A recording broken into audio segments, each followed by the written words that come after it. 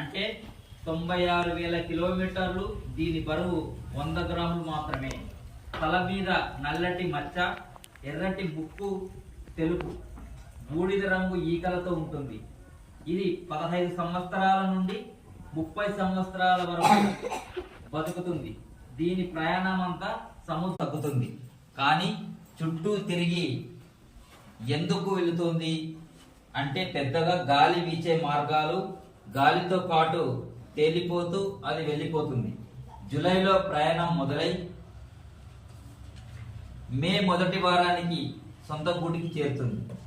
ఒక పక్షి గురించి చడమేది, ఒక పక్షి గురించి ప్యాసేజీ. కాబట్టి ఏమి ఇచ్చాడు ఇక్కడ? ఆర్కిటిక్ టర్న్ అనే పక్షి. ఆర్కిటిక్ టర్న్ అనేది ఒక పక్షి పేరు. మనకి ఆర్కిటిక్ సముద్రం ఉంది, అంటార్కిటిక్, ఆర్కిటిక్.